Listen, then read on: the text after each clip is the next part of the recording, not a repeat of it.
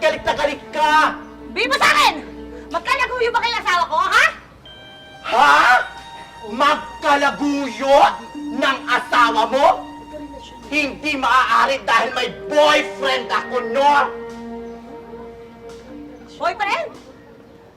Oo, boyfriend. Kaya nga andito ako malapit sa inyo para mas mapalapit ako sa kanya.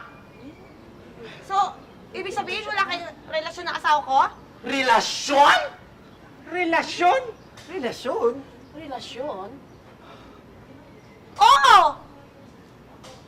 Eh, kung wala, kanino tong bracelet na to? Ano yan? Tapos may love letter pa! Ayun naman pala, ang bracelet na yan ay para sa boyfriend ko. Pinasukat ko lang kay Abel kung bagay. Reyna, ano ba? Ano bang pumasok sa isip mo? Ano? Papatulang ko tong si Kenneth? Hindi sa mahal si Cheska eh. O bakit ako? Concerned citizen lang naman ako. Eh, hoy! Kung talagang may boyfriend ka, sige, pwes, ipakita mo ang boyfriend mo ngayon. Nasaan yung boyfriend mo? Baby! Nasaan? Teka lang. Totoo sinasabi niya. Anak na ano? Ako boyfriend ni Kenneth. Oh my God! Anak! Anak! Ikaw?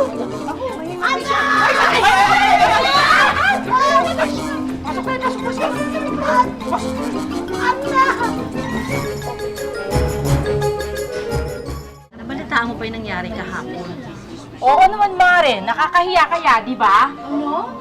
Ayan, sa sobrang talas ng dila niya, siya ngayon ang pinagchichismis. Tama ka dyan.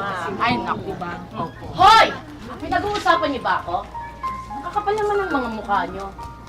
Kasing kakapal ng makeup mo. Kung magchichismisan din lang kayo, pwede ba? Magsipaglayas kayo rito. Layas! Layas! Layas! Layas! Layas! Layas! Jessica! Jessica! Ano namang gulo to? Kagagawan mo na naman to, no? Hindi, Kapitana. Hindi niyo ba nakita? Ako ang pinagchichismisan nila. Di ba bawal yun sa barangay natin? Bawal ang chismosa? Talaga ba? Opo. Ikaw ang pinagchichismisan nila. Yes, narinig ko. Okay lang yun. Okay lang yun. Kasi ang tawag dyan ay karma. Hindi naman masakit. Asos!